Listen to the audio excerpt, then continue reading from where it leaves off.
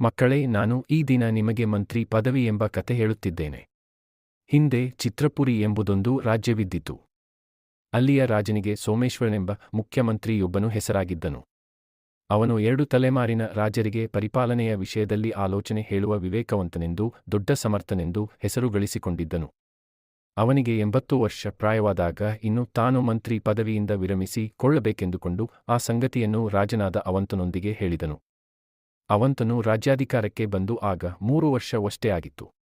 ದೊಡ್ಡ ದಕ್ಷತೆಯೂ ರಾಜಭಕ್ತಿಯೂ ತುಂಬಿಕೊಂಡಿರುವ ವೃದ್ಧಮಂತ್ರಿ ವಿರಮಿಸುವನೆಂಬುದನ್ನು ತಿಳಿದು ರಾಜನು ಬಹಳವಾಗಿ ಚಿಂತಿಸಿ ಬೇರೆ ಉಪಾಯವಿಲ್ಲದೆ ಆತನೊಂದಿಗೆ ತಮ್ಮ ಸ್ಥಾನದಲ್ಲಿ ಇರತಕ್ಕ ಅರ್ಹತೆಯುಳ್ಳವನನ್ನು ತಾವೇ ಆರಿಸಿಕೊಡಬೇಕು ಎಂದು ಕೇಳಿಕೊಂಡನು.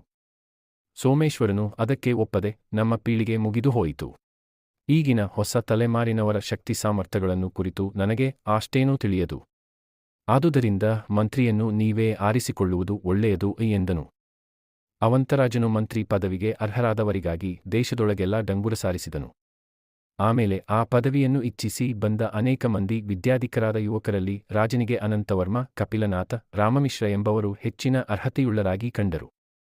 ಅವರಲ್ಲಿ ಯಾರನ್ನು ಆಯ್ಕೆ ಮಾಡಿಕೊಳ್ಳುವುದೆಂದು ಅವಂತರಾಜನು ಚೆನ್ನಾಗಿ ಆಲೋಚಿಸಿ ಒಂದು ನಿಶ್ಚಯಕ್ಕೆ ಬಂದು ಮೊದಲು ಅನಂತವರ್ಮನನ್ನು ತನ್ನ ಆಲೋಚನಾ ಮಂದಿರಕ್ಕೆ ಕರೆಯಿಸಿಕೊಂಡನು. ನೀವು ಮಂತ್ರಿ ಪದವಿ ನಿರ್ವಹಿಸುವ ಕಾಲದಲ್ಲಿ ಒಂದು ಬಡ ಕುಟುಂಬವು ನಿಮ್ಮ ಹತ್ತಿರ ಬಂದು ತಾವು 2 ದಿನಗಳಿಂದ ಉಪವಾಸವಿದ್ದೇವೆಂದು ಏನಾದರೂ ಸಹಾಯ ಮಾಡಬೇಕೆಂದು ಕೇಳಿದರೆ ನೀವೇನು ಮಾಡುವಿರಿ ಎಂದು ಪ್ರಶ್ನಿಸಿದನು. ಈ ಪ್ರಶ್ನೆಗೆ ಅನಂತವರ್ಮನು 2 ಕ್ಷಣ ಆಲೋಚನೆ ಮಾಡಿ, ಮಹಾರಾಜರೇ, ಬಡ ಕುಟುಂಬಕ್ಕೆ ಎಲ್ಲ ವಿಧದಲ್ಲಿಯೂ ಸಹಾಯ ಮಾಡಿ ಮತ್ತೆ ಎಂದಿಗೂ ಅವರಿಗೆ ಹೊಟ್ಟೆಗೆ ಕಷ್ಟ ಬಾರದಂತೆ ನೋಡುತ್ತೇನೆ ಎಂದು ಉತ್ತರ ಕೊಟ್ಟನು. ಆಮೇಲೆ ರಾಜನು ಕಪಿಲನಾಥನನ್ನು ಕರೆಯಿಸಿ ಅವನಿಗೂ ಅದೇ ಪ್ರಶ್ನೆಯನ್ನು ಕೇಳಿದನು. ಕಪಿಲನಾಥನು 1 ಕ್ಷಣ ಆಲೋಚನೆ ಮಾಡಿ, ಮಹಾರಾಜ, ಆ ಕುಟುಂಬಕ್ಕೆ ಹಾಗೆ ಉಪವಾಸ ಬೀಳುವ ಕಷ್ಟ ಏಕೆ ಬಂತೆಂದು ಅದರ ಪೂರ್ವಾಪರಗಳನ್ನು ಕುರಿತು ತಿಳಿಯಾಗಿ ವಿಚಾರಿಸುತ್ತೇನೆ. ಆಮೇಲೆ ಆ ಕುಟುಂಬಕ್ಕೆ ಸಹಾಯ ಮಾಡಿ ರಾಜ್ಯದಲ್ಲಿರುವ ಅಂಥವರಿಗೆ ಆಹಾರವಿಲ್ಲದ ದುಸ್ಥಿತಿ ಬಾರದ ಹಾಗೆ ತಕ್ಕ ಏರ್ಪಾಡು ಮಾಡಿಸುತ್ತೇನೆ ಎಂದನು.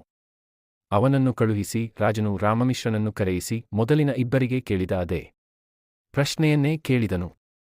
ಆ ಪ್ರಶ್ನೆ ಕೇಳಿದ ಕೂಡಲೇ ರಾಮಮಿಶ್ರನು, ಮಹಾರಾಜ, ನನ್ನ ಮಂತ್ರಿ ಪದವಿಯ ಕಾಲದಲ್ಲಿ ದೇಶದಲ್ಲಿ ಯಾರಿಗಾದರೂ ಹೊಟ್ಟೆಗೂ ಬಟ್ಟೆಗೂ ಕೊರತೆಯಾಯಿತೆಂದು ಕೇಳಿದ ಮರುಕ್ಷಣದಲ್ಲೇ ನಾನು ನನ್ನ ಮಂತ್ರಿ ಪದವಿಗೆ ರಾಜೀನಾಮೆ ಕೊಟ್ಟುಬಿಡುತ್ತೇನೆ ಎಂದನು. ಆ ಪ್ರತ್ಯುತ್ತರವನ್ನು ಕೇಳಿ ರಾಜನು ಆಶ್ಚರ್ಯಪಟ್ಟು, ಮಂತ್ರಿ ಪದವಿಯನ್ನೇ ಬಿಡುವಿರಾ, ಏಕೆ ಎಂದು ಕೇಳಿದನು. ಬಹಳ ಕಾಲದಿಂದ ಸಾಗಿಬರುವ ತಮ್ಮ ಒಳ್ಳೆಯ ಪರಿಪಾಲನೆಯಲ್ಲಿ ವೃದ್ಧರಾಗಿ ಹೋದ ಮಹಾಮಂತ್ರಿಯವರ ಸೂತ್ರಚಾಲನೆಯಲ್ಲಿ ರಾಜ್ಯದೊಳಗೆ ಯಾರೊಬ್ಬರಿಗೂ ಇಂದಿನವರೆಗೂ ಹೊಟ್ಟೆಬಟ್ಟೆಗಳಿಗೆ ಗತಿಯಿಲ್ಲದಂತಹ ದೀನಾವಸ್ಥೆ ಬರಲಿಲ್ಲ. ಹಾಗಿರುವಾಗ ನಾನು ಮಂತ್ರಿಯಾಗಿರುವ ಕಾಲದಲ್ಲಿ ಪ್ರಜೆಗಳೊಳಗಿನ ಕೆಲವರಿಗಾದರೂ ಅಂತಹ ಕೆಟ್ಟ ಪರಿಸ್ಥಿತಿಯುಂಟಾಯಿತೆಂದರೆ ಅದಕ್ಕೆ ಮಂತ್ರಿಯಾದ ನನ್ನ ಅಸಮರ್ಥತೆಯೇ ಕಾರಣವಾಗುತ್ತದೆ. ಅಂದು ನಾನು ಮಂತ್ರಿ ಪದವಿಗೆ ಅರ್ಹನಲ್ಲವೆಂದೇ ಆಯಿತು. ಆದುದರಿಂದ ನಾನು ಮಂತ್ರಿ ಪದವಿ ಬಿಟ್ಟುಕೊಟ್ಟು ಮತ್ತರಾದರೂ ಸಮರ್ಥರಿಗೆ ಆ ಪದವಿ ಸಿಕ್ಕಲು ಅವಕಾಶ ಮಾಡುತ್ತೇನೆ ಎಂದನು ರಾಮಮಿಶ್ರ. ಅವನು ಹೇಳಿದ ಮಾತುಗಳು ರಾಜನನ್ನು ಸಂತೋಷಪಡಿಸಿದವು. ಅವನನ್ನು ಮೆಚ್ಚಿ ತೃಪ್ತನಾಗಿ ಆ ದಿನವೇ ರಾಮಮಿಶ್ರನನ್ನು ಚಿತ್ರಪುರಿ ರಾಜ್ಯದ ಮಂತ್ರಿಯಾಗಿ ನಿಯಮಿಸಿರುವುದನ್ನು ಮಹಾಸಭೆಯಲ್ಲಿ ಪ್ರಕಟಿಸಿದನು.